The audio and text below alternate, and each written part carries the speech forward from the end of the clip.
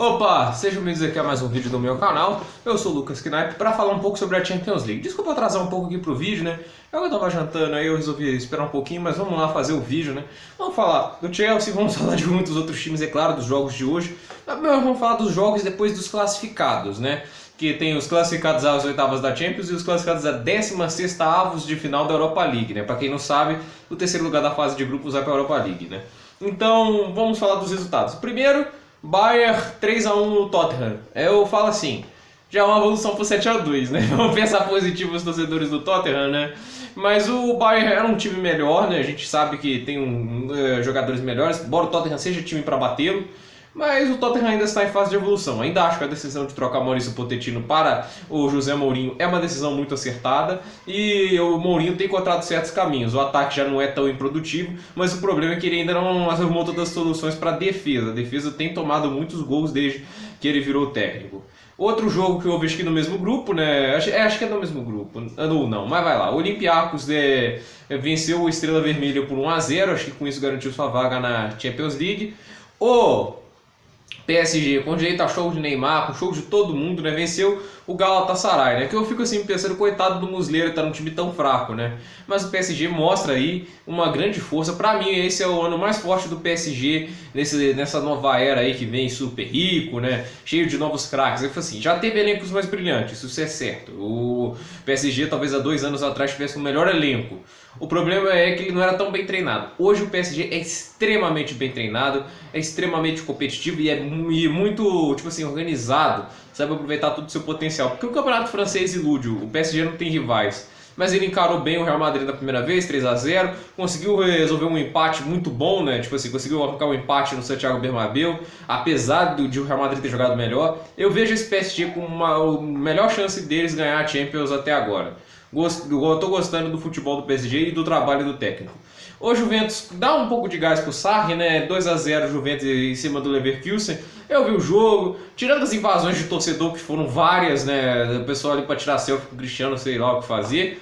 O Juventus jogou bem, começou mal o jogo, o Leverkusen estava dominando, mas depois a Juventus com talento individual de Dybala, Cristiano Ronaldo e a boa finalização de Higuaín, né? Porque se a movimentação dele é lamentável, ele finaliza muito bem. Na Juventus acabou vencendo, né? Eu gostei também de ver o Buffon como titular. Vale lembrar que a Juventus já tinha classificação definida. O que não tinha definido, se não falha a memória, era se era primeiro lugar do grupo ou não.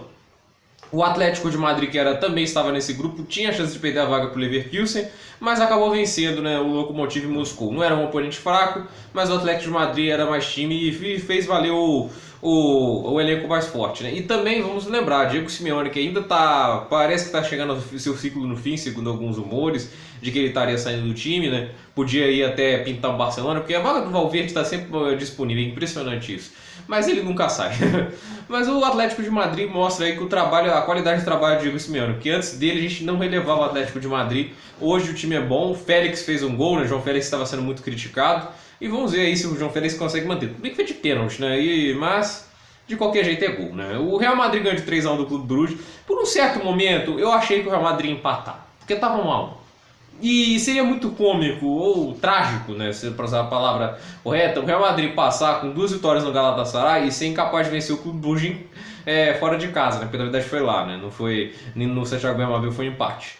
Realmente não foi uma boa fase de grupos pro Real se a gente olhar para o cenário como um todo. Não conseguiu vencer o PSG, apanhou em casa, não venceu o Clube Bruges em casa. Ou seja, o time é capaz demais, a gente sabe disso. E passar como segundo lugar, óbvio assim, já estava classificado. Assim, se perdesse ou ganhasse não ia mudar nada. Passar como segundo lugar nunca é bom. E o fato que você pode pegar um Manchester City, uma Juventus, um Bayern de Munique, também assusta um pouquinho. O Manchester City ganhou de 4-1, começou perdendo, que já seria um começo assim, tá minha opinião, se o City perdesse hoje, o Guardiola já ia começar a ser questionado. Mas o time soube virar e dominou o jogo dali pra frente, com a hat-trick de Gabriel Jesus. Sim, aconteceu. Gabriel Jesus que vive de grandes partidas e 10 partidas ruins, né? Porque parece que assim é a rotina do Gabriel Jesus. Está conseguindo aproveitar relativamente bem o espaço que foi aberto com a lesão da Agüero. Mas assim, pessoas vão falar, com esse hat-trick ele vai conseguir a vaga titular? Resposta pura e simples, não. Agüero marcou gol, tem uma média de quase um gol por jogo na Premier League. É um atacante muito mais criativo, ele consegue ter outras qualidades além da finalização, ou de um drible dentro da área, ele consegue se organizar fora da área, chutar de fora da área, consegue arrumar jogadas, e isso o Gabriel Jesus não tem tanta qualidade. Ele é um jogador de longo prazo, no momento ele não é um jogador para bater o Agüero, e convenhamos, o Gabriel Jesus não é constante. Esse 3-0 que ele está fazendo no Dinamo, não é um grande time ainda, né? Ele não está repetindo outras vezes e não tem feito gols em grandes jogos, né? Que seria o Big Six ou times como o Leicester, talvez até o Everton pela história, mas pelo jeito aí vamos ver aí como vai ser o próximo jogo do Gabriel Jesus. Não dá para cravar ele só por causa desse jogo. A Atalanta, pelo que eu sei, foi a primeira vez que eles vão para as oitavas de final da Champions, posso estar enganado, mas fez um 3-0. Para quem tinha começado tão mal, conseguiu uma reviravolta impressionante vencendo os últimos jogos, 3-0, avançou nesse grupo aí, que também foi bem mamão com açúcar para o Manchester City. Se convenhamos, né? O outro jogo de ontem, que acho que assim, o Conte tem motivos para ficar irritado, mas o trabalho dele também pode ser questionado por isso. Porque o Barcelona não leva nem Messi para viagem, o Messi não estava nem relacionado pro jogo. Tava o Suárez, tava o Griezmann para pegar mais ritmo de jogo, porque ele não tá tão bem. Mas vai lá e perde. O Inter de Milão em casa perde pro Barcelona. Pra um time que não tava sem Messi. Por um lado, isso foi excelente pro Valverde. Se você não sabe, isso foi bom para o Ernesto Valverde. Até que eu tava dormindo em campo, mas cara, ele conseguiu vencer um jogo sem Messi contra um gigante da Itália. Por mais que o Inter de Milão é longe de ser aquele time de 2010. Mas não é bom pro Conte isso, né? O time não é ruim, o Lukaku, o Lautaro Martinez, tem talento nesse time e acabar perdendo desse jeito em casa não é nada positivo para o trabalho do Conte, que vive brigando com a diretoria e com os jogadores, né? Por mais que seja um técnico excelente taticamente, eu acho que isso foi uma grande derrota e o Inter vai jogar a Europa League. O Ajax perdeu para o Valência, está eliminado, hein? Que coisa! O Ajax, que tinha começado como um dos favoritos a passar em primeiro lugar no seu grupo, abriu 4-1 com o Chelsea e levou um empate. Eu acho que esses dois pontos, né, porque foi empate, fazem falta neste momento, né, porque ele passaria em primeiro e o Chelsea estaria fora. Mas é aquela coisa, futebol é futebol, aconteceu. E perderam 2 jogos importantes em casa, né? Eu acho que definiu essa Champions League para o Ajax acabar tão cedo por os jogos em casa. Ele perdeu para o Chelsea de 1-0 e perdeu para o Valência. E lembrando que venceu o Valência no Lumen Stalita, que acho que é o nome do estádio deles, por 3-0. Esse caso não me falha, mas acho que foi 3-0 a vitória do Ajax. Então, terrível essa Champions pro Ajax, ainda mais pro time que tem, mas o Valência merece o crédito porque joga muito bem, joga com um futebol muito coletivo, conseguiu assustar o Chelsea, conseguiu assustar o Ajax e consegue vencê-los também, né? É o time que conseguiu roubar uma vitória de todo mundo, porque o Chelsea não conseguiu vencer o Ajax, não venceu o Valência, né? Na verdade, não, o Chelsea venceu o Ajax, né? Venceu o Lille, mas não venceu o Valência. O Ajax venceu o Valência, venceu o Lille, mas não venceu o Chelsea. Enquanto o Valência ganhou de todos, né? Pelo menos uma vez. Impressionante essa Champions do Ajax, se passa como o primeiro lugar. O Chelsea vai ficar em segundo, mas o Chelsea é depois. A gente tem que deixar ele por último porque eu tenho que falar sobre o Bruno Formiga lá e os seus comentários no jogo, né? O Zenit tinha uma vaga fácil, né? O Benfica não joga constantemente, né? Ele perdeu uma grande chance, estaria na Champions se não fosse aquele empate ridículo contra o Leipzig, vencendo de 2-0 nos 80 minutos, cedendo empate. Vai lá o Benfica e mete 3-0 no Zenit e pega uma vaga na Europa League, né? Para não dizer que não valeu nada, o esforço não foi inútil, né? Consegue uma vaga na Europa League e o Lyon com empate consegue ficar na Champions League, né? Mas eu acho que o Lyon vai perder nas oitavas. Posso queimar minha língua, mas o time do Lyon é fraquíssimo. O RB Leipzig estava vencendo de 2-0 e sofreu um empate, né? O fato é que esse grupo, se o Benfica tivesse vencido, não teria ninguém classificado e ninguém eliminado. Né? Falando do Benfica, venceu o Leipzig. Mas acabou que o Benfica sofreu empate, o Leipzig já estava classificado. Então ele foi meio nhenhé pro jogo. Não foi assim, dane-se pro jogo, né? Passar em primeiro e segundo. O máximo é segurar um empate, né? E eles conseguiram isso. E o Zenit, que é esse time que tem uns relampejos de bom futebol. Se a gente for lembrar aquele jogo do Lyon, aquele primeiro gol foi uma jogada maravilhosa, né? Mostra que o time podia ir longe, mas o Zenit é assim, né? É o futebol 880, né? Na maior parte, tipo assim, ou excelente ou péssimo. Na parte do tempo, péssimo. E falando já do Lyon, o Lyon empatou com o Leipzig e garantiu a vaga. O Lyon em segundo, o Leipzig em primeiro, mas a gente vai rever a classificação dos grupos depois. O Borussia Dortmund venceu o Slavia Praga por 2-1 e com eles são do mesmo grupo de Barcelona e Inter conseguiram garantir a vaga, né? Tava por um momento empatando os dois times, esse empate daria a vaga para o Inter de Milão, mas o Inter de Milão acabou perdendo o jogo enquanto o Borussia conseguiu vencer o Slavia Praga, que joga um futebol decente, mas não tem tanto elenco. O Napoli venceu por 4-0 o Racing Genk, né, que já era esperado que ele fosse vencer, e botou um pouco de medo nos torcedores do Liverpool, porque o Salzburg, que é o time da Áustria do Red Bull lá, ele começou muito bem o jogo, finalizou muito bem, mas no final do jogo, né, se a gente viu que o Liverpool conseguiu fazer os gols necessários, ainda com uma pintura de Mohamed Salah. Salah que é o cara dos gols impossíveis, porque ele teve cada chute cara a cara lá, que ele chutou uma bola lá na placa de publicidade, aí ele vai lá e me dá aquele tapa para fazer o segundo gol. E o Robertson, que segundo o Galvão é inglês fraquinho, ainda estou tentando entender de onde o Galvão tirou isso, né? O Robertson foi lá e deu uma baita de uma assistência e faz muita diferença no jogo.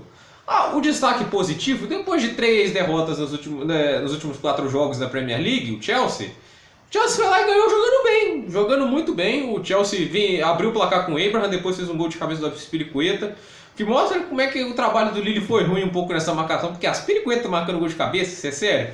Mas o Chelsea atacou, não conseguiu fazer o gol, né? Mas aí depois, o que aconteceu? O Lille marcou um gol. Porque se o Lille marcasse mais um, o Chelsea estava fora. Isso a gente tem que entender. O Chelsea aqui estava fora.